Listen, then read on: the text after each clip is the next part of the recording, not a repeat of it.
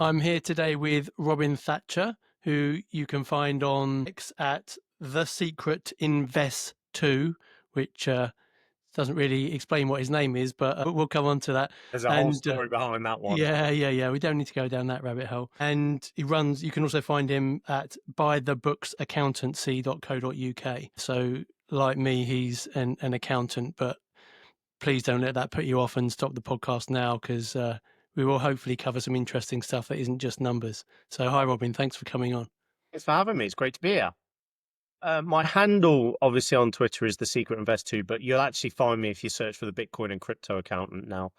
And yeah, I've got a traditional finance business by the book accountancy. I do run a side arm of that, which goes into the same business, which is cryptotaxhelp.co.uk. Please excuse all the Bitcoiners listening going, oh my God, the word crypto, please excuse that. It was created a while ago.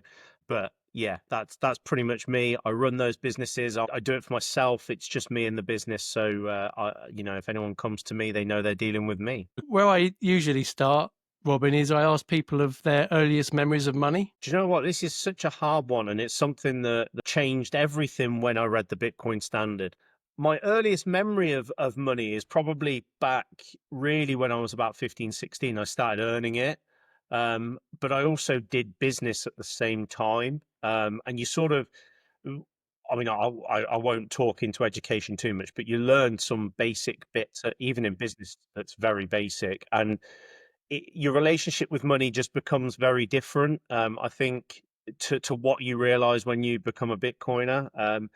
Money becomes a function rather than anything else. And I suppose as an accountant, I can talk openly and say, I became where I am today because I wanted to earn money. You know, a lot of people are lucky, they have vocations that they love. I enjoy my job now, but I'm not going to sit there and say all through the years I've enjoyed being an accountant. It was a function that earned me a decent wage. But yeah, my first memories of money go back to there, but I didn't really understand money until I'm 40 now. I didn't understand money until my late 30s when I read the Bitcoin Standard. And as a finance professional, that's a bit embarrassing. It would be more embarrassing if 99% of other finance people didn't not understand money as well. But it was just sort of like, I'm sure everyone says this, but it was eye-opening to learn what money is and how it works and how it functions. So, when you were 15, 16 and earning pounds for whatever job you did, how was your attitude towards spending, saving? Good question, and I shouldn't admit this as an accountant. I've always been poor with money. Not in a way that I overspend or have debt, but I've always found, and I'd say this probably is true for a lot of people, that no matter what you're paid on a monthly basis, you find a way to generally get used to that and spend it. Yes, you can build good habits and save and pensions, etc. I wouldn't say I was that person. I mean, I'd probably say when I reached mid-20s, or just before that, I remember having a bit of an epiphany when I looked in my wardrobe and realized that I just spend money for the sake of money on things that I don't want, need, and have no function in my life. So, like I was looking at my wardrobe and I was like, half of these clothes I bought, spent not loads of money on, but worn them once, don't really need them, didn't really think about it, just spent the money at the time. And I'd say I've always been like that to an extent. Up to the point I moved out and started spending my own money on rent and everything else. But even then, as I earned more, I found ways to spend it. Nicer holidays, nicer cars, Yep. going out a bit more often, spending up to. That's why if you pay yourself first, which is what a lot of the advice is, but in terms of savings or pension, whatever, then there's a bit less to spend on some of that more frivolous stuff. Correct. And I think when I got pay rises and things like that, it was important to sort of not physically or look at spending that money, because if you think I'm going to have a few months where I'm going to spend a bit, it suddenly becomes a habit. And that was one thing I found very quickly. Yeah, and I think what's also quite pernicious about that is maybe too strong a word, but I think we're conditioned almost socially to spend more when you earn more. So people aspire for a pay rise and a promotion because it brings them more money, which means they can get a nicer car and a bigger house and all those things. The more your cost of living increases with your salary, the harder it becomes to make other life choices as you get older, and you're maybe tied into working later and later in life, or if ill health or redundancy or whatever hits you, then you're really in a difficult position. Yeah, totally. And like you say, things like those bigger houses that cost a lot of money, and when mortgaging, I didn't even as again as a finance professional, I didn't think about the mortgage interest rates. When I first got a mortgage, it was 1.5%. We took that for granted, and then overnight it became 3.5%, and everyone's mortgage went up, 50% sometimes. And actually, I have a relatively low mortgage because we didn't get a ridiculous house. Now, I could have got a much bigger house, and if we had, I'd be in a position where my mortgage would be double, triple what it is now. So I feel quite fortunate to be in that position, but it would have been very easy to have done it the other way and be in a position now where I'm paying off a lot of debt. Yeah. And by the way, I'm not that previous statement I made is I've made all those mistakes. I'm 49, so I've got a few years on you.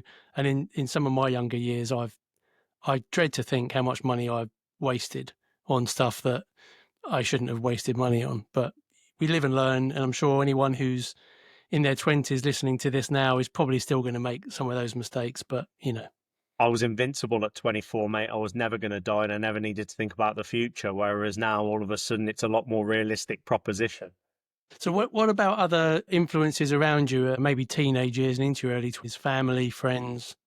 It's a good question. I'm going to be really open here and say I wouldn't say in my family I had particular role models. My dad left the country when I was in my teenage years. My parents had split up a long time, so I've always struggled with that. What I am though is very self motivated to succeed and be where I want to be and do what I want to do. And I don't know whether it's fortune or luck or just a general drive, but I've been very lucky to end up where I am.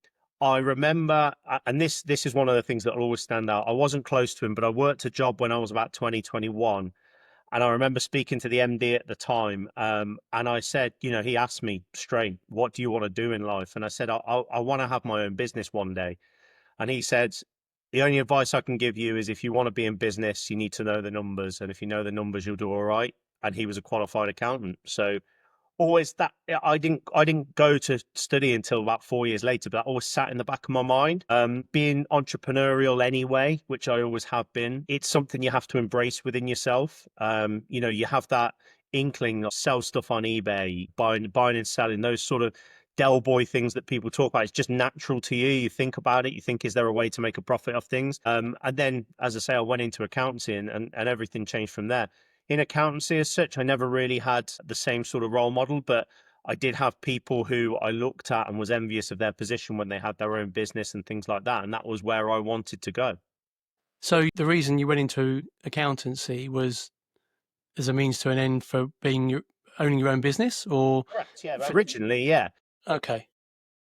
When I started doing it, there were parts of it I enjoyed. When I initially started, I worked in practice, which obviously I own a practice now, and that was the bit I really enjoyed. Dealing, I always like to think, or I always like to say that I have got a skill in dealing with people. I quite like speaking to people, and then you combine that with the knowledge of, basic accountancy, tax, those sorts of things that I had.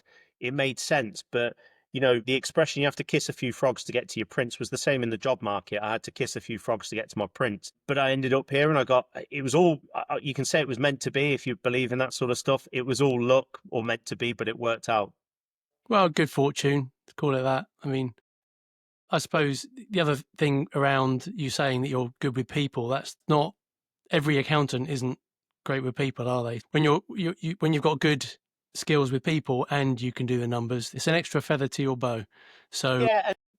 I've always, again, certain things stick in my mind, and I actually lost the job when I was 21 through no fault of my own, but I lost the job, and I was really upset and distraught. And one of the guys there said to me, he didn't know him that well. He turned around to me and went, Robin, you're good with people, you're going to be okay. And that stuck with me. I actually made contact with him about 12 years later and just thanked him and said thank you because that did keep me going.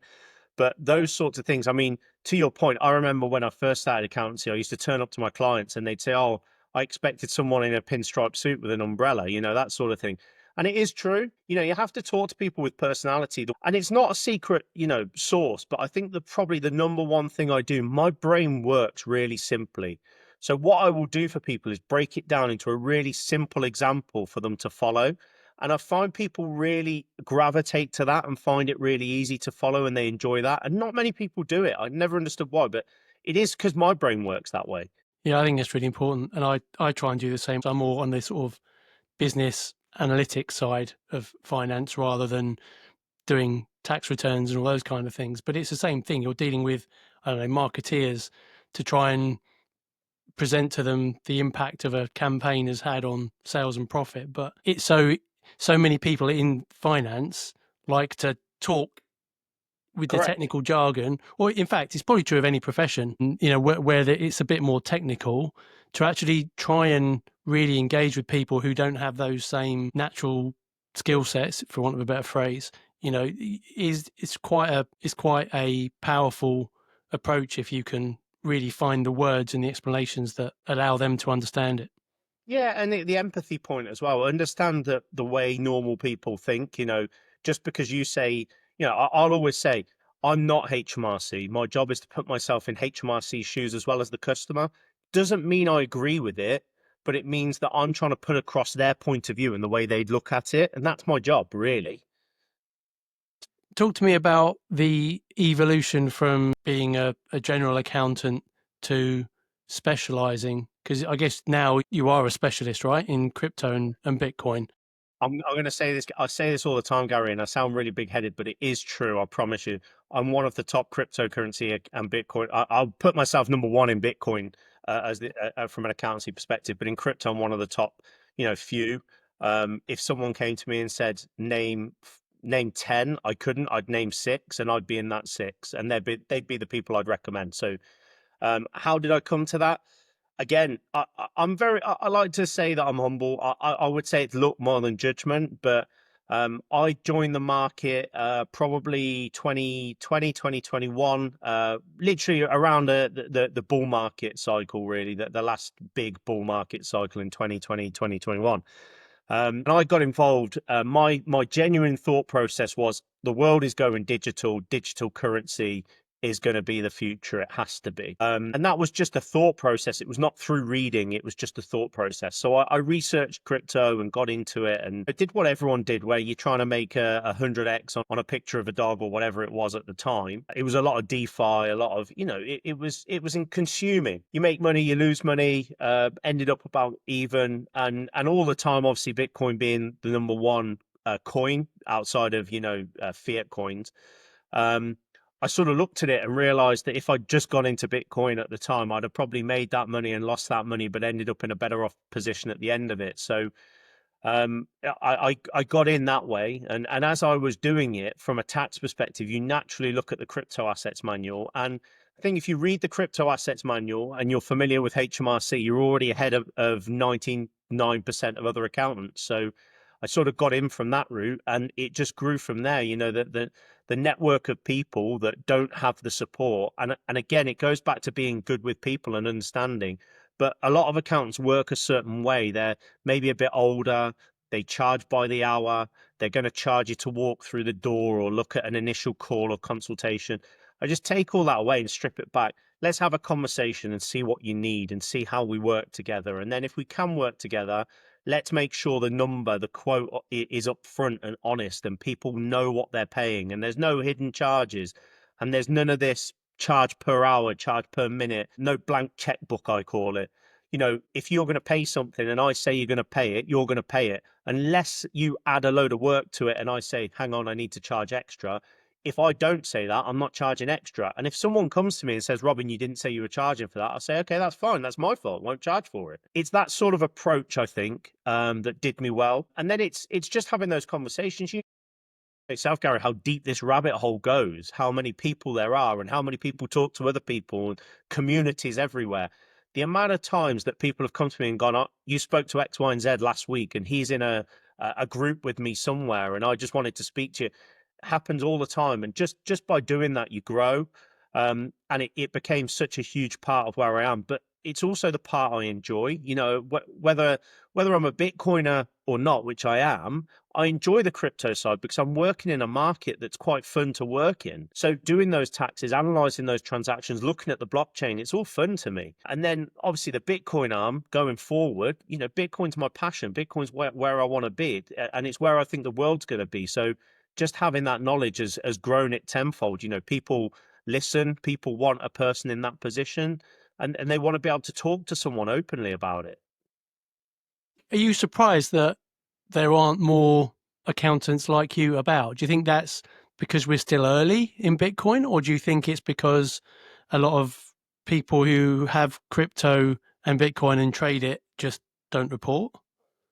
I think so. We estimate, I'm in a trade group and we deal with HMRC as part of crypto tax. This is, and we estimate probably about 80% non-compliance in the UK. So, that's an estimation, but I think HMRC are along a similar vein. They believe the same. So when you think about that, that's huge. So yeah, that's part of it. I also think skepticism to the market. If I put myself in a 55, 60-year-old accountant's shoes who's had a business for 20 years, do I really want to get involved in crypto when I don't understand it? Well, there's 2 points to that. First of all, they're going to be not, and I don't mean the word arrogant in a nasty way, but they're going to sit there and go, I don't need to learn something that I'm never going to understand. So I'd rather just ignore it. Secondly, it's do I want to learn something new when I'm probably within 10 years from retirement and actually it's going to be a lot of work and money for me to look at doing that. That's part of it, definitely, I would say. I'm surprised there's not more people at the events that I go to, asking questions and asking people about it, which is why I say there's probably only 5 or 6 businesses I know of who I would recommend. I've been to all those events, I've met all those people, and I know who those people are.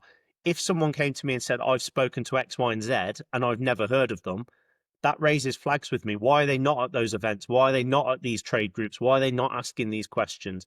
So, yeah, it does surprise me that more aren't doing it. But at the same time, I think it's probably a barrier to get into and become a specialist in that area, unless you have someone with working for you with an appetite to do it on an individual basis. Yeah, I think you're right. The older guys, it's a bit like IFAs as well, isn't it? Yeah. They're if you're in your late 40s, 50s, you can see that end line.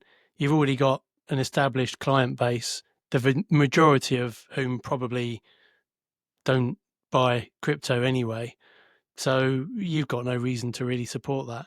But I guess if I was a youngster coming through now, if I was thinking about going into accountancy, and if I'm younger, the chances of me buying some Bitcoin or crypto is probably a higher chance. It kind of feels like we're going to get younger versions of you coming through that go, well, there's gaps in the market here. HMRC are going to start clamping down, so more and more people are going to probably have to do something about it, keeping their records straight and giving information to HMRC. So, one Robin Thatcher isn't enough for the whole of the UK. Yeah, totally agree. One thing we said at one of the trade groups we were at recently was, we sort of acknowledged between us that in the future there's going to be more than enough work, more work than we can handle, all of us in our businesses. So we're not fishing from the same pond, as such, and new people that come along need to come into the industry. We're quite open to sort of training people. It is a jump. But if you can get a foresighted business person who hires someone that can be a specialist in that area and go and do the things they need to do, or as you say, have a conversation with someone like me, what can we do? Can we train them? Absolutely. We're open to doing that always. It's about sharing knowledge, but you can do that. But the problem is not enough people are doing that at the minute. And I think we do need more. I'd love people to come and approach me and just say, how do I get into this? And I'd give them recommendations. I'm not sure from an accountancy business how different businesses have that appetite for a crypto specialist on board, but it would give you a niche to go in, and say, look, I can be a crypto specialist for you. And I would say that's another feather for their bow as a business. If I was a business owner doing that, I'd certainly be looking at it. Well, and I think over time, the practices who don't embrace it will start finding that they're maybe losing clients or not gaining clients because more and more individuals and companies are putting Bitcoin, on their balance sheet. They will need advice for that, and it's going to become more and more important that professionals at least have a basic understanding. It might not need to be to the level of your understanding with weird DeFi ins and outs and, all kind of weird stuff going on that you need to try and untangle. But even just putting Bitcoin on your balance sheet, that, it needs to be recorded and reported. If an accountant doesn't know what to do with it, they're going to lose clients. So I think one of the issues is potentially, certainly a few years ago, I'm not sure how much it happens now. I think accountants ignored it. So one of the things that you would say to a client is, do you have any other income? And you try and specify what you can, do you have bank interest? Do you have this? I would say that accountants should be foreclosing and saying, do you have crypto? I would say they don't, because they think if I ask it and they answer, I might lose a client because I can't do it. So I think that's one problem. I think that creates a second problem because the client thinks, oh, if my accountant doesn't ask for it, they don't need to know. I think a knowledge gap exists. So the amount of people I still speak to who think it's cash in, cash out, meaning that they don't pay tax if they don't cash out that money, which isn't accurate, but that can be a problem, meaning they're non-compliant. HMRC have started issuing more and more data now, which is starting to G people up a little bit. They're being a bit more lenient, which means that by being lenient, they're not pushing it as much as they probably could, which means some accountants probably think they can still ignore it. But What do you mean by that, Robin? What do you mean by HMRC being more lenient? So at the moment, and there are examples of this, but at the moment, HMRC have the right to say, if I went back 3 years and said I had self-employment 3 years ago, I didn't pay tax on, HMRC would go, well, you should have paid tax on it. We're going to charge you 100% of your tax on top of your tax because you were just naughty and didn't apply it. And we're going to charge you interest. At the moment on crypto, they're not being as bad. The level of penalties is much lower than they could apply. They're not being as stringent as they could be, I think, because of the lack of knowledge that they acknowledge at the minute. But going forward, they can change that any day. So, people are filing 21, 22, 22, 23 tax returns with crypto on that they didn't file, and they're not getting nothing, but they're getting better fines and than I would probably expect. But that's sort of going to stop. I don't know when. They keep threatening to stop it, but I expect that to stop in the near future, when ignorance doesn't become a defense anymore. So yeah, it's sort of along those lines. And what about you? I think you've taken a bit of stick, and maybe sometimes still do, from hardcore Bitcoin maxis about the fact that you proclaim to be a Bitcoiner, but you still deal with crypto. So how do you address that? I'm a Bitcoiner. I only hold Bitcoin. I believe in Bitcoin. I've been on my journey through alts and everything else. But I think the key for me is that you can be both. You can work in the crypto industry and have an understanding. And I always say this because one thing that, when I talk about Bitcoin and crypto, I accept that in my mind and in Bitcoiners' minds, they're very separate things. But from a HMRC perspective, whether we like it or not, Bitcoin is a crypto asset. So it falls into the same bracket. So therefore, it'd be silly of me to cut out a whole market in my business, especially when the market's not that big yet, to just cut my nose off to spite my face. So it is just the industry I work in, and to me, it's helping people. By helping people do their tax with altcoins, I rotate that money into Bitcoin because I buy Bitcoin with it. That's the way I operate. But it is difficult to navigate. I think you have to almost prove yourself. And I know that when people speak to me, especially Bitcoiners, they get off the phone with me and they'll go, oh yeah, he's a Bitcoiner. But before they speak to me, they might think, oh, no, I've been seen in forums before where I might be in a Solana forum speaking about tax, and people have seen me in there and gone, well, you must be a Solana supporter. I'm not. I just happen to be in there advising on tax. That's all I'm doing. Yeah.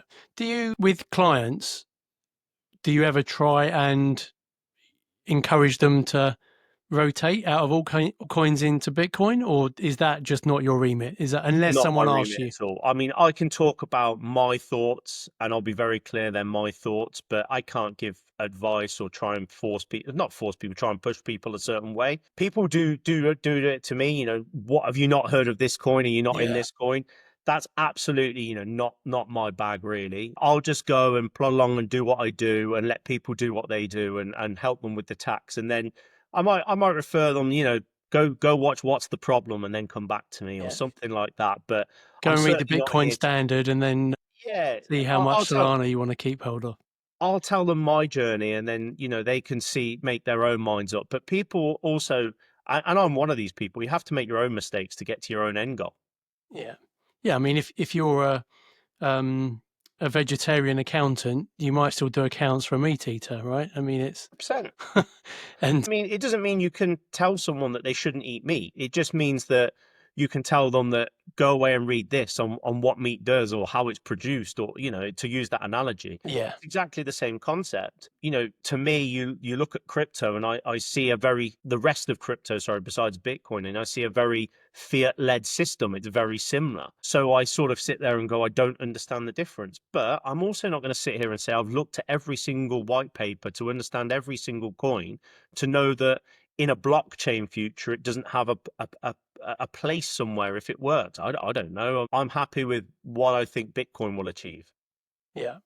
Yeah. I think it can be quite a black and white space sometimes, Bitcoin, can't it? Where some people can't accept any deviation from the what they perceive to be the true path.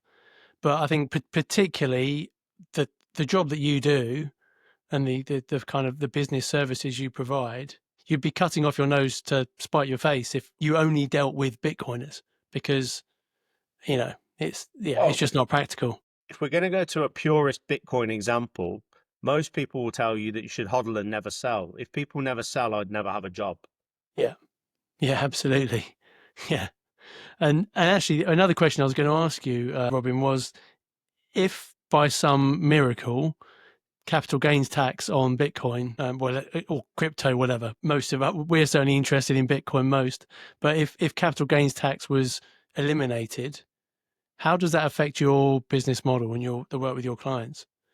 That's a very good question. I think to eradicate one, I don't think it would ever be eradicated on the whole crypto assets. That's my first point. So I couldn't see that happening as a whole.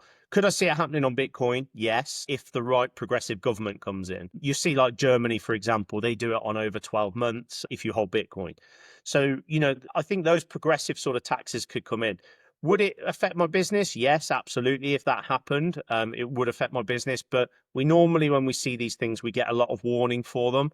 I absolutely don't see it happening with crypto assets as a whole because they make too much money off it. And in the future, they'll be expecting to make more.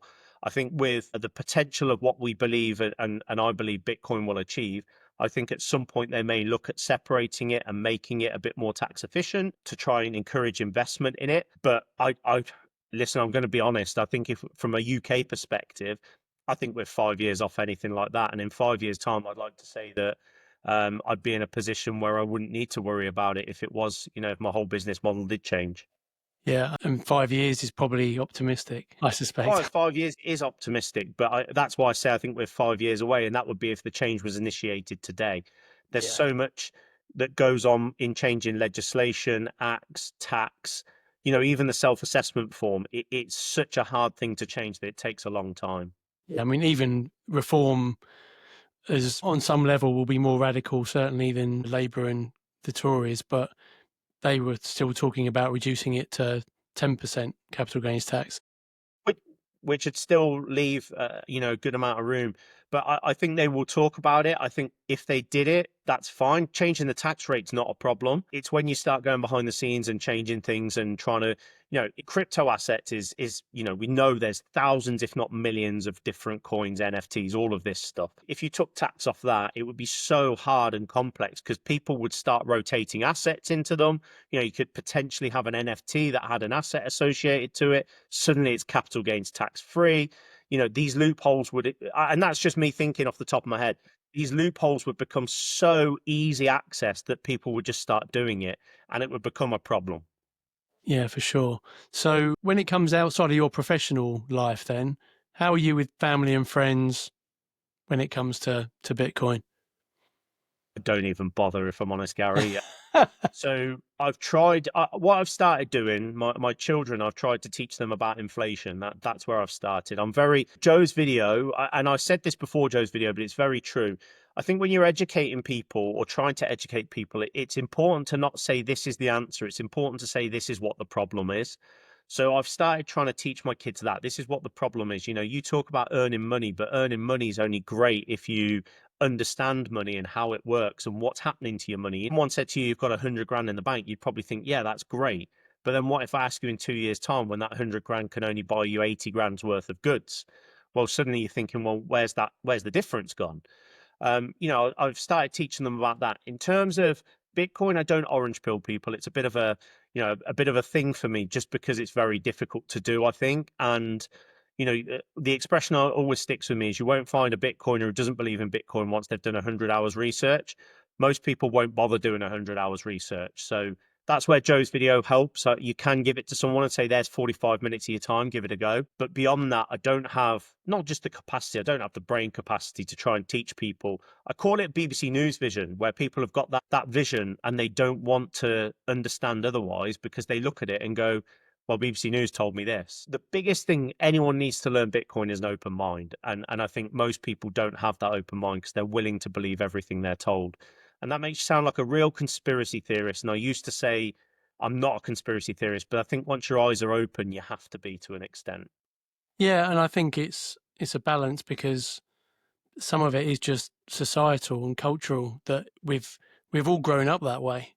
We're told to put money in your piggy bank, get a job, get a mortgage, get a promotion, maybe get a bigger house, put money in your pension, and all the things that we're conditioned to do that our parents did and their parents broadly. I mean, obviously we're much more materialistic these days and consume a lot more. But yeah, I think the basic approach hasn't materially changed. The biggest difference is, every future generation benefits less and less from the approach that the prior generation did, because pensions become less worthwhile, house prices keep going up. So when you're starting at the bottom, it's harder and harder to get on.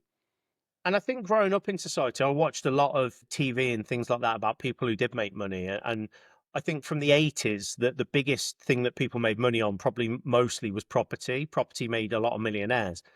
And when you actually look at that, and this is something I heard Lynn Alden say at Cheat Code last year, and I'll never forget it, is actually when you think about property, you're not actually buying property that goes up. You're hedging that your asset will go up against fiat. So it will cost you more fiat to buy the same house next year. And all it is a hedge against inflation.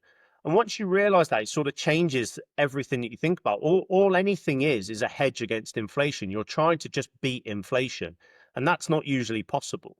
So by doing that, I actually looked at it and thought, you have to unlearn everything you're taught. And I think the biggest one, and I'll still say this, I still struggle with it now. The biggest one that I had to unlearn was diversification. You're taught as a matter of an investor, you have to diversify. You can't have all your money in property because if it falls, you lose all your money. And actually, that's a big myth. It's just the fact that when fiat falls, your assets fall and some fall less than others. So, everything's volatile to an extent. It's just not as volatile as Bitcoin, which will probably, I think, will disappear in the future anyway. We'll see. Yeah, I think diversification is smoothing volatility, basically, isn't it? So have a bit of gold, have a bit of this, have a bit of that, have a bit of the other, and then they're all going to go up and down at different times, but they tend to go up and down at different times. So overall, you're smoothed out. But Correct. as you say, and on property, I think it's probably not even outpacing inflation, is it? It's No, at not at best, all. it's especially we had a buy to let that we sold recently, luckily. But yeah, I think by the time you do all the maths on the amount of interest you pay and taxes and fees to buy, fees to sell, if it's rented out, your ongoing maintenance, etc., it's you're really not. You're probably better off just having it in a global equity tracker. It doesn't beat inflation. I mean, when you talk, I always, when I talk to people sort of talk about inflation. I talk what I call real inflation, which is probably, it's a lick your finger and stick it in the air number. But when you combine the loss of fiat value with the cost of goods increasing, etc. So I probably talk about 10% a year. Property, you're never going to achieve that really. And I'll always use the words of a Bitcoiner who once said to me when I first came along and said, the one thing about Bitcoin is your boiler's not going to break. Yeah, true. I think maybe so. If you go back to the point where you could leverage up and the tax breaks for being a landlord were much higher, obviously that there was a lot of money to be made and a lot of people did make a lot of money. But nowadays, being a landlord, where you can't, the tax breaks just aren't there. Interest rates are much higher than they were 5 years ago, and all the tax breaks have changed. It just doesn't really make sense to someone considering it now. Someone who's got a portfolio of 20 properties that they've had for 25 years, of course they're sitting on a steady income stream, no doubt, but it's Well, different. I'll use an example, right? What I mean, we all know 1970, 71, we came off the gold standard, right? So if you say that in 1980, 1990, you could put 20 grand down and leverage an asset that was 200 grand, and you're going to get capital appreciation on that asset with fiat doing what it's doing because of the reaction to the gold standard being removed, inflation going through the roof, you're always going to be a winner. But what happens now is you're 40 years late to the party. So, and you're absolutely right, the government put in stringent taxes on individual landlords, which meant that a lot go to companies. But at the same time, you're not seeing the appreciation that you were seeing, 30, 40 years ago. So that ship has almost sailed. And I say it's almost sailed. It probably has sailed when you talk about what we think is going to happen to fiat in the near future. So yeah, it was an easy opportunity and that's easy in hindsight. It's easy for me to say in hindsight, but in hindsight, it was an easy opportunity at the time if you were able to do it. Do you think with the inevitable money printing that's going to come globally in the next 3, 6, 9, 12, 18 months and beyond, do you think property will not keep up as much as it used to because of the impact of assets like Bitcoin? Or do you think it will still broadly follow that trend? I think we have, my personal opinion is looking at the economy we're in at the moment, there has to be a reset because I look at children and their opportunities to buy property are so limited that in 30 years' time, if we continue as we're going, we're going to have a nation of only wealthy owner property.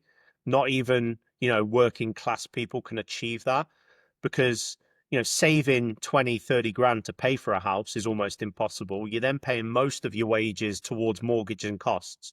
So you're not getting much lifestyle afterwards.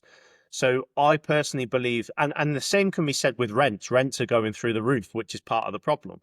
I think all of this means there will be a reset. So first of all, you have a reset on rents. Once rents come down, the number of people buying properties goes down naturally. Therefore, once the demand falls, the supply will fall and so will the price because there's not as many people buying them as there is at the moment. So I think, yeah, I think that will have to happen. The one thing I can't answer is how that corresponds to what's going to go on with money, because I think there's going to be a crash, and inevitably when that crash happens, property will crash. I think it will struggle to come back. Don't know that there's arguments to say the government might have to take drastic actions. I don't know if that'll come or not, but there may have to be some governmental intervention in the future to do with that, because I think we are in a housing crisis. Yeah, absolutely. I was talking to someone the other day and reflecting, when I was 17, 18, I could buy a first car. I first bought a flat when I was 20, 21. And at that point, I think I only had to put down like a 2.5% deposit. The flat was probably 4 times my salary or something. Yeah. Nowadays, my daughter's turned 18. She works part-time. She's doing her A-levels, but she works. She's afforded to have a car, but there's no way on earth in 2-3 years' time she'll be close to getting her own flat or anything. So at some point, something has to give because it can't carry on like this. I agree, and I sit there now and look at where a young person is, and let's use my daughter's 23. So when I look at that, I go, her and her boyfriend want to move out. They want to buy a place, right? So they both earn moderate wages, 20 something, And I look at it and go, I don't know that they realize that when they do move out and they live together and they've got this mortgage and these cost commitments that they're going to have, and I don't see a problem with this. People might, but you want Sky TV at 90 quid a month or whatever it is. You want your broadband, which should be, there, and your council tax, your rates, your utilities, all of these things. You're not left with much. And with that not much left, what are you supposed to do? Because you can't, you then have to talk about food budgets. Holidays become, almost a luxury that you're going to struggle to afford or have to budget really hard to afford. Why is that the life that people can expect? I don't feel that that's fair. And that's not necessarily through their choice. It's through, the money that they earn doesn't go as far as it used to. And it's not even that they earn a bad wage or they don't do a skilled job, because they do. So that foresight for me, I sit there and go, what is there to sort of look forward to in the next 20 years that you can achieve? And I think that needs to change drastically. I don't think it's not fair on those people. No, and I think the other thing that's changed a lot in the last probably 10 years is the introduction of national minimum wage is bringing it's giving an illusion of the lower paid people catching up and becoming richer, but none of the tax thresholds are changing. So more and more people are starting to pay tax where they didn't, or now paying 40% tax when they didn't. And I think salaries are kind of compressing a bit, where someone that was earning, make a number up, 10 grand more than someone that was on minimum wage, that's probably getting tighter and tighter. Nominally, people are getting richer because they're probably getting 4 or 5% pay rises, but that isn't keeping up, even with inflation, before you even factor in these fixed thresholds of tax. Well, to your point there, the 12,500 tax free that we get originally when it was brought in was the minimum wage or about the minimum wage. So Yeah, you can absolutely see from there that we're now at a minimum wage of what, 1920, but our tax free threshold is 12.5 grand. So people that are in the minimum wage bracket shouldn't be paying tax at all in theory. And I would absolutely support that. Corporation tax rates have gone up. All of these things are huge factors. I mean, like you've said, 50 grand now as a higher rate taxpayer, it's not a high wage anymore in realistic terms. Whether people listening might take exception to that and say, oh no, that I'm not saying that, it's not a substantial wage, because it is, but it's not what it used to be. In terms of 50 grand was a very good, highly skilled, highly experienced person's wage, whereas now it's not necessarily, and you become a high rate 40% taxpayer. yeah, and I think as well, again, you go back 6, 8, 10 years. If you're earning 50 grand, you could have a nice car, you could afford to buy your own place, and whereas now, 50 grand. I mean, I think there are nurses earning 50 grand that are going to food banks. It's one of the things someone recently said to me when back to earlier you said about generational gaps. Well, when we talk about sort of 1950s, yeah, okay, they were less materialistic than we are now. But in the 1950s, and I'm not saying I agree with this as a societal point, but in the 1950s, it was very common to have one wage earner in a household, and the woman would be a housewife. I'm not saying that's what should happen, but I'm saying in this day and age, it's not even possible. It's not a choice. Look at people, women when they give birth, they should have the right to be able to stay at home with their children if they want to, not feel like they have to go back to work because after 6 months they're going to get partial pay and actually they're going to struggle. I think that is a disgusting development in society and absolutely unfair. And I'm not saying that anyone should get better treatment than the others, but I'm saying that option being there is just it doesn't seem right that it's not there anymore. Yeah, it's not. Society is working against families, isn't it, really? Sorry, not society, but the way money is evolving is making it harder and harder for family life. And people, when I first bought my flat, I bought it on my own and lived on my own and could cover the bills. Now a 20-something-year-old, even renting a place, is probably going to be sharing a 2-bed flat with someone else in the second bedroom because the level of council tax, energy bills, everything else. So everything just gets tighter and tighter. And we're on this earth for such a short time, so why should people struggle like that? I don't agree with it. It's just it's terrible to an extent, and it is as you're.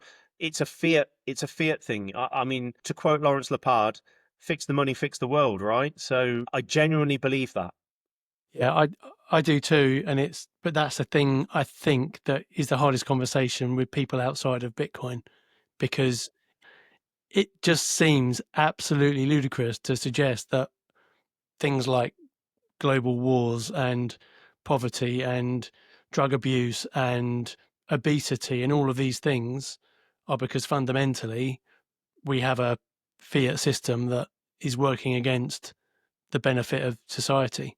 I can't remember what book it was. It might have been Broken Money, and one of the quotes in it, they talked about American people right during the Iraq War, and they said if you ask the American people straight out, would you fund the Iraq War at the time it happened?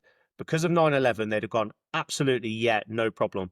If you told them the real cost to them and said, right, you're going to fund the Iraq war, but we're going to tax you an extra 10%, would you fund it? They would have said no. That's the true cost of what happens behind the scenes. And that's one of the small statements that sort of stuck with me, where I went, yeah, it's very true. People just don't understand what happens behind the scenes to understand how it affects them and how it affects their life. Yeah, I mean, how much have we sent as the UK to Ukraine? Taking the politics out of the war and all the rest of it, but It was I mean, numbers of billion, wasn't it? billions and billions, and we're in Crazy. 2.8 trillion of debt, which I think is. I looked at it recently. I think every man, woman, and child in the UK, if tomorrow the government said we need to wipe out our national debt, everyone would have to give £40,000. Every man, woman, and child.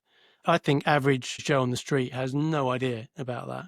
They have no clue, and almost there's that perception that there is this mythical thing called the government, and the government need to do this, the government need to do that, the government should look after pensioners, the government should spend more money on schools. The thing that I thought, though, and I still, to an extent, stand by this. I don't know. I don't know. And if I did know the answer to this question, I'd be paid a lot more than I am. But I don't know if it's fixable as an economy. But if it is, we'd have to go through some pain. I'd be willing to go through that pain if I could see the way out at the end of it.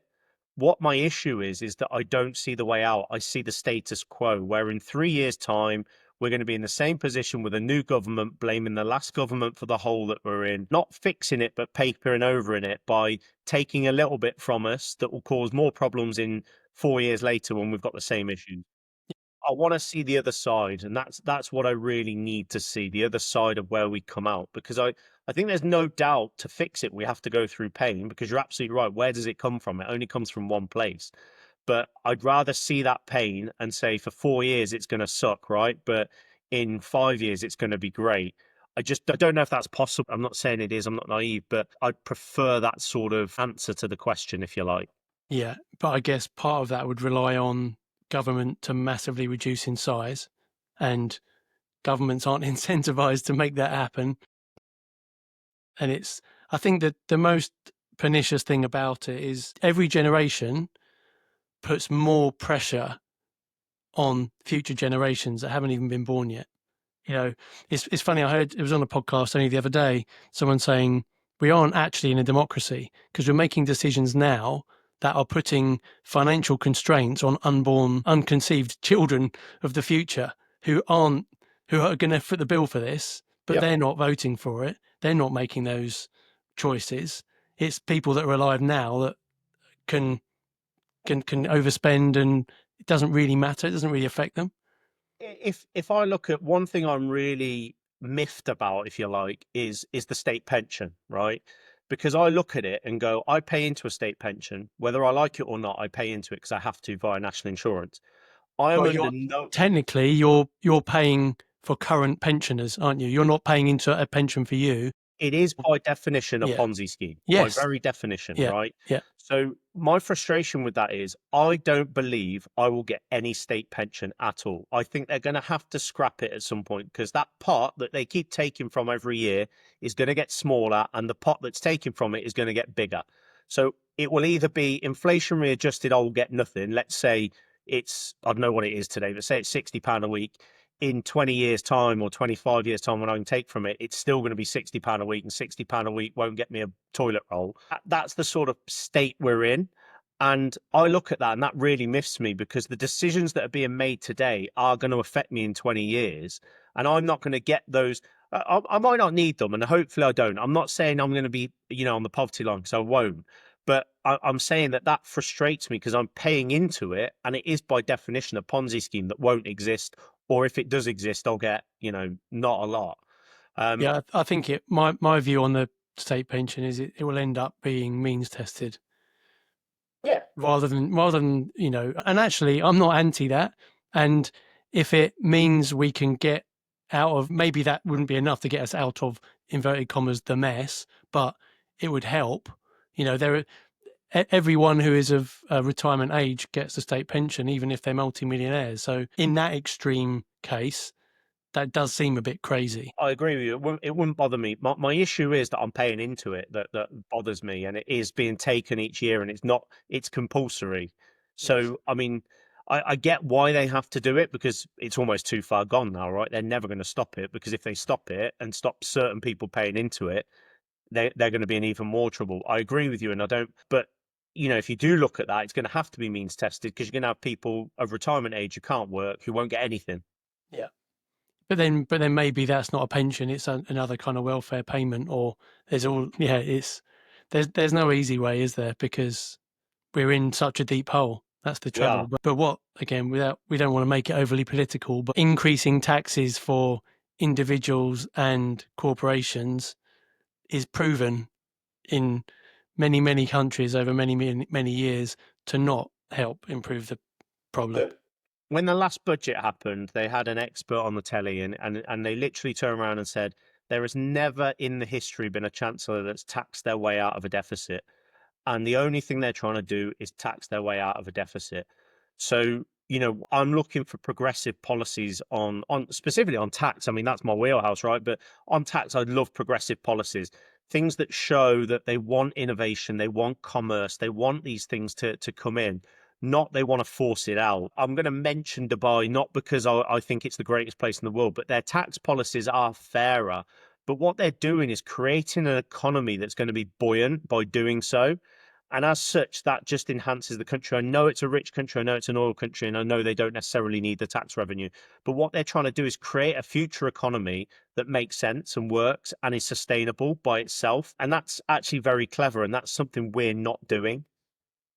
Well, how can we switch the conversation to something positive then? Because the last 15 minutes has been a bit doom laden. Well, Let's let's talk move about back to Bitcoin. Bitcoin Bitcoin's quick. positive, right? Bitcoin's the light at the end of the tunnel. Absolutely, and then it's the life raft, isn't it? And that's the thing, isn't it? That's why I find it so hard to not talk about it to people I like, people I care about. But back to your previous point, sometimes it's a complete waste of time because still people just think you're a conspiracy theorist or just a some kind of weirdo. When you've got the level of conviction that we have, personally, I find it hard not to try and engage people, not in a overbearing way, but just in a almost a caring and considerate way. It depends what your circle is. So my circle is very small. My kids and my wife are my circle, and they'll be okay because I've got Bitcoin. Outside that circle, I totally agree with you. Someone said to me recently, and it stuck with me again. The problem with Bitcoin on an individual level is that when we succeed, a lot of other people fail. And I totally agree with that statement. That's not what I want at all. So from a tax and education perspective, that's why I love doing things like this.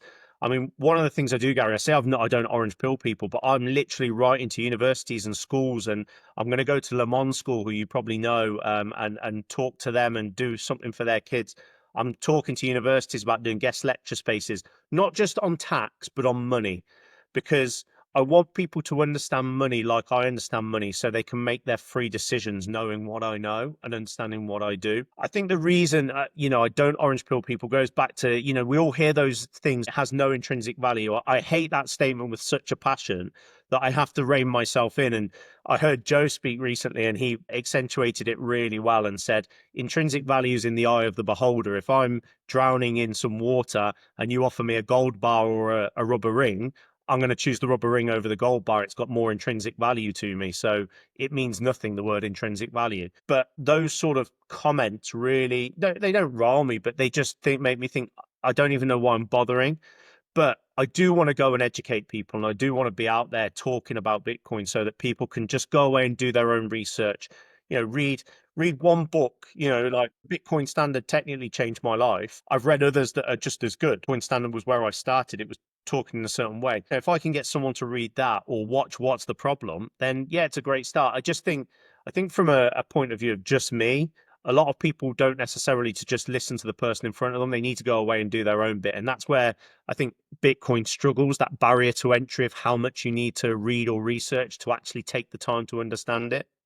Yeah, and especially because every Bitcoiner I've ever known encourages people to do their own research. So we we don't say to people, just trust me, buy Bitcoin, or if we do, it's trust me, buy a very, very small amount so you have a little bit of skin in the game, and then do some research, ask me some questions, watch some videos. A responsible Bitcoiner is never going to say to a normie, go and put 50% of your net worth in Bitcoin. It's not a trust me bro culture, is it? Not at all. And then the other thing is you have to understand the barriers to entry. So to me, there's certain barriers to entry. Unit bias is a big one. People think I'll never get to 1 Bitcoin, so I can't, there's no point. That's not true, as we all know. But at the same time, navigating that. I was having a discussion with someone yesterday who sort of said, oh, these ETFs, no, they're no good. You need to self-custody. And I said, yeah, but what about those people who can't learn self-custody or can't learn about buying on an exchange or aren't ready for that level of understanding to register with an exchange? It's actually, when you've never done it, it can be very complex and intimidating. Buying an ETF is much more in their wheelhouse. Would I buy an ETF? Absolutely not. But it doesn't mean that it's not the thing to get exposure to it if it's within your comfort levels. I think those sort of bits of education as well are really important, and empathizing with people's position. Some people would just say, oh, no, they're not willing to learn. They don't deserve it. I'm not that person. I'd rather say, you want to go buy an ETF and it suits your level of where you want to be and you understand enough, buy it. I'm pretty sure one day, if you can rotate out and you learn enough, you will. But there, I think all these numbers on a screen and, exchanges and market values and limit trades and all of this, they're very intimidating if you've never done it before. And it's easy to make a costly mistake.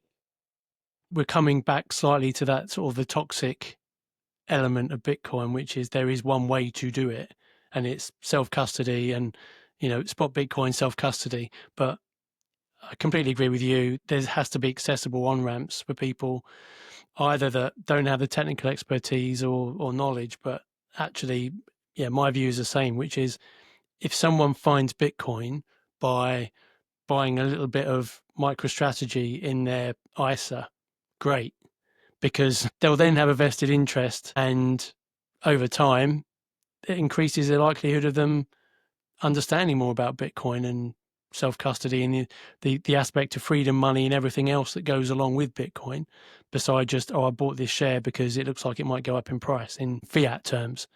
But of course, we all know that ultimately, when you own, say, MicroStrategy, you don't own the Bitcoin. You own a fiat call against the share price of a company that buys and says they're going to continue holding Bitcoin, which I don't doubt, by the way. I'm heavily invested into strategy myself in my SIP, but it just seems churlish to kind of kick that down and say, well, no one should do that. I'm the same. That people will talk about tax efficient vehicles. Obviously, in the UK, we're limited with those as well. But it is about each person's profile and where they are. And I don't see it as it's a spectrum almost. You could be here at the very start of your journey, but actually by the end of your journey, you'll change your mind totally. I've changed my mind on so many different things. The most recent one being privacy. Those sort of things weren't a natural concern at first, and now suddenly I'm like, actually, this is a really good point and should be a big thing.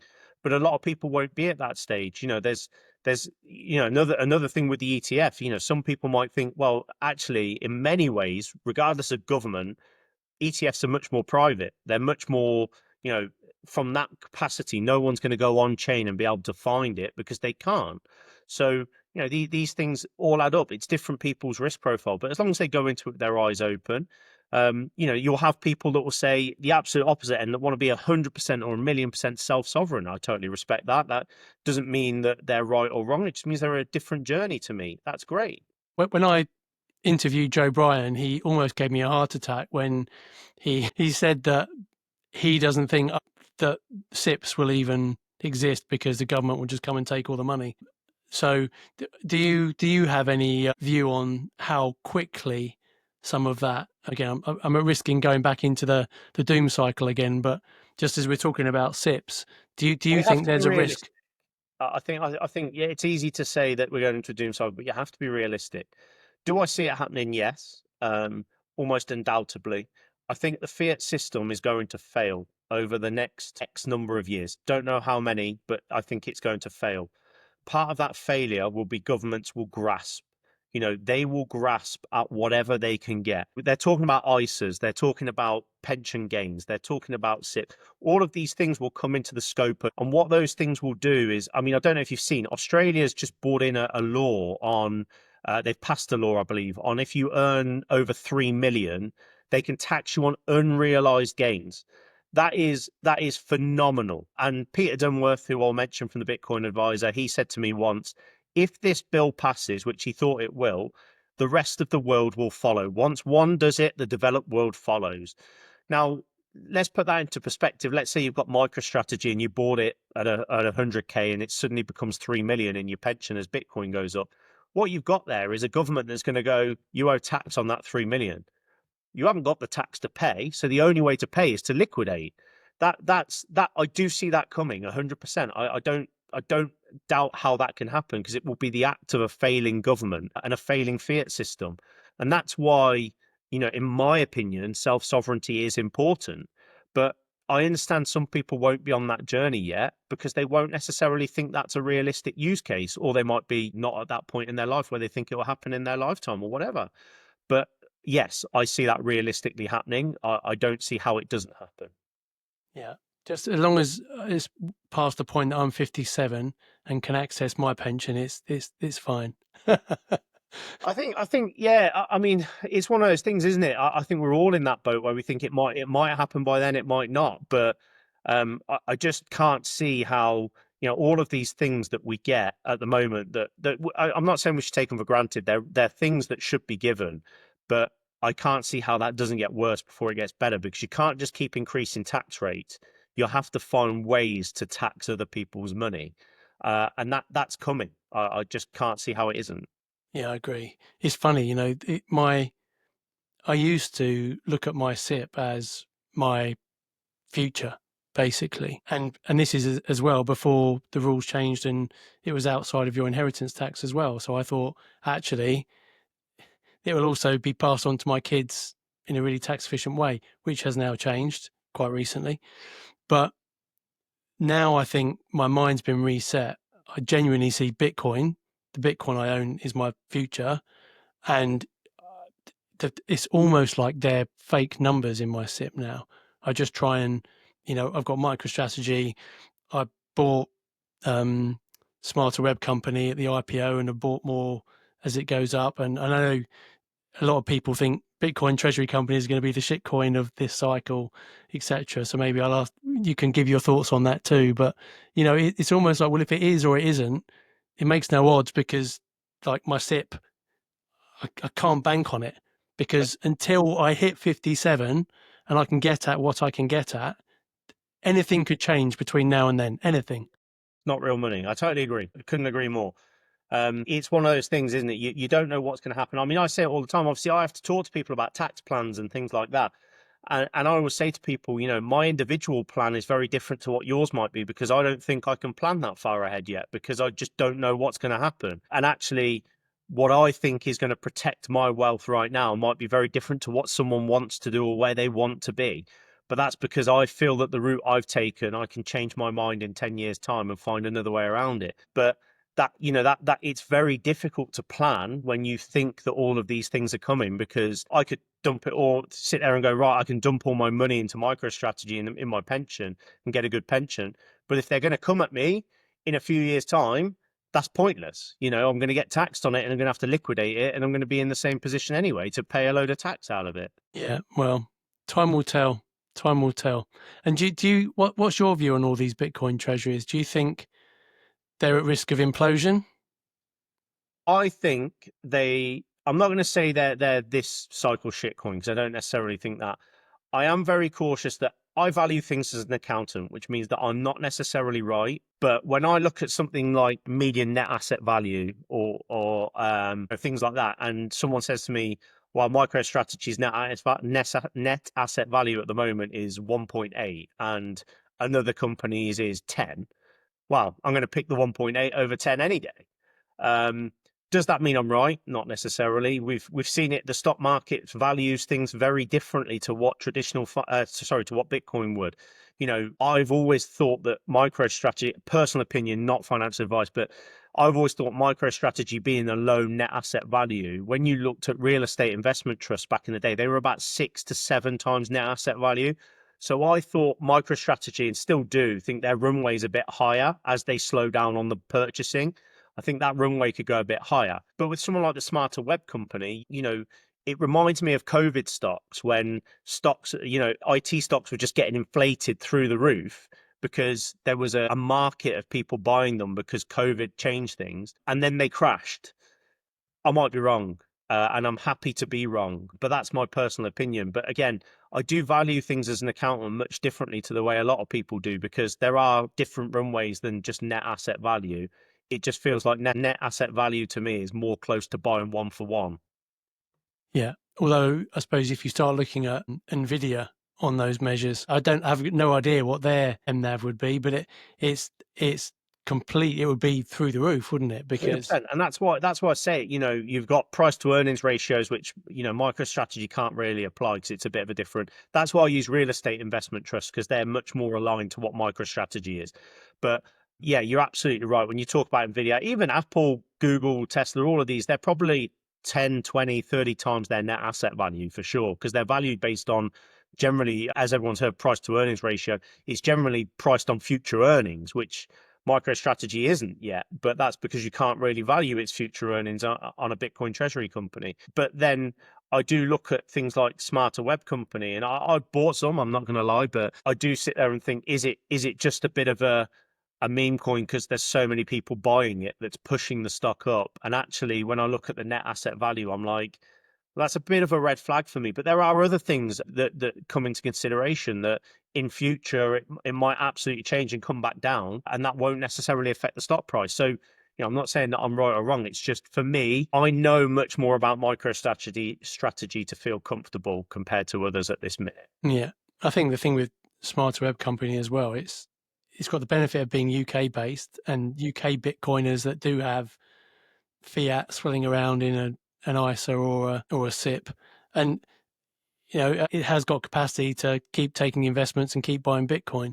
And if you think, well, Bitcoin's going to keep going up, and they can access funds relatively cheaply to keep buying more Bitcoin, again, it's a first mover advantage possibly. So yeah, 100%. Like I say, I'm happy to be proved wrong on it. It's just, yeah, that's my thought process. But again, I will be completely honest here. As an accountant, I'm very risk averse, and I very much find valuations a very difficult thing to do. And if it's not valued at something that I see of value, then it's very difficult to comprehend another way. It doesn't mean I'm right. And I'd be really happy if SWC outperformed everything else in the market, because it is a British company, and I hope Andrew and the team do really, really well. And I've got skin in the game as well, so great. yeah, me too. So yeah, I'm hopeful it'll. I think it's a kind of a feel good story as well to get behind, because it's British and it's Bitcoin, and there's not many things that are British and Bitcoin that you can really, apart from a lot of the great work that Bitcoin Policy UK, Susie and Freddie and those guys do, and there's lots of Great reasons. mention, yeah. And Yeah, please, if lots. anyone's listening, go out and donate to them. They do amazing work, unpaid. Yeah, Those guys are brilliant. yeah. So there's lots of reasons to be. Maybe optimistic is the wrong word, but there's reasons to be cheerful as a UK Bitcoiner, and I guess for me, Smarter Web Company is one of those reasons right now. The greatest thing about the UK is the Bitcoin community. They're so passionate. They're so willing to help in any way they can, whether they can or, whether they contribute or not, will sit there and say, I'll give my time up. And for me, time is the most precious resource. And that's why, when you talk about Bitcoin policy, those guys are unbelievable. They give up so much time.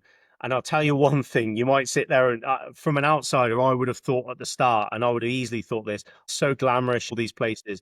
Most of the time they're traveling constantly, they don't get time to stop, and it's literally back to back with fiat world as well, trying to maintain jobs, etc. The two of them and the team behind them are absolutely unbelievable. So yeah, it's the community in the UK, I think, is the most feel good thing, Yeah, led by those guys. yeah. And speaking about giving up time, Robin, you're coming to Bury St Edmunds as well, right, for I our am, yeah. conference in I'm really September. excited about it as well. Yeah, yeah, me too. I'm excited. I'm excited for it in general, and excited that you're going to be there. I am too, but I'm hoping people give me some subjects to talk on. I don't just want to talk about tax all the time and put them to sleep. Yeah, we've got, me and Jace have got a few little tricks up our sleeve. So we do want it to be, we want audience not participation in the sense that people have to get up and dox themselves and stand at the front, but we don't want it just to be people on stage talking to lots of people sitting down and listening to them. 100%. So, And that's good. Tax is the most boring thing in the world. And if I'm just chatting away, I will put you to sleep. But I'd like to add some personality to it somewhere. good. Yeah, well, between us, we'll find a way for sure. The last question I've got, Robin, is the one I ask all my guests, which is, what's one belief you held before Bitcoin that you've completely changed your mind about? I'm going to go with the news tells the truth, probably. It's like, I think fiat society and society as a whole is it's a bit like, and I'm not saying this is it, but it's a bit like being brainwashed. You're told all of these things all your life. You're not taught these things in education, and you're told all of these things all of your life. And you're brought up almost to believe it. And I think the biggest thing now is that I look back and go, I'm not saying everything's a lie, but I'm saying it's very selective in what I'm told. BBC News is funded by X, Y, and Z, and Sky News is supporter of X, Y, and Z. Those sorts of things, and I just didn't see it before, and I see it now. And that makes such a difference to your life. I think just walking around with your eyes open. It's almost, I never understood the orange pill thing, the red pill and the blue pill, but it almost is that. It is like you choose to continue with the ignorance of the matrix, or you choose to accept that the matrix exists and live outside the matrix. And I never really got that analogy until very recently. And I'm like, I think that's true. The biggest thing that's changed absolutely is my mindset. But then the other thing I will add to that, my mindset on life has changed massively. Maybe it's an age thing, so I've just hit 40 and I'm sort of midlife. But health is so important, and you can't put a price on that. And time is so important, you can't put a price on that. So if you can live a happy, healthy life with the people you love, I don't think the rest really matters. So yeah, it's those sorts of things that just living your life in a certain way can really help, and Bitcoin's helped that. Definitely. Yeah, I'd echo all of those sentiments. Well, thanks so much for being on, Robin. Just say again where people can find you if they want to reach out. So you can find me at cryptotaxhelp.co.uk, buythebookaccountancy.co.uk, or you can find me on X, the Bitcoin and Crypto Accountant. My @handle's a bit harder, but if you search the Bitcoin and Crypto Accountant, you will find me. And yeah, DMs are open. Please do contact me. I've got you're not going to get charged for just asking a question, or, if you've got something that's burning, you can do it via DM, you can do it via message to my website, you can do whatever you want. You can be anonymous if you want. I'm not going to dox you just to ask a question. So please feel free. I'm here to help initially. And yeah, the last thing I will add is what I said earlier. Freddie and Susie at BP UK, please do donate to them if you can, even if it's only £10 here and there. It really helps them do the great work that they do, and we need those people for the future of Bitcoin in this country. Yeah, definitely. Hallelujah. Okay, great. Thanks again, Robin. Speak to you soon. Thanks for having me, Gary.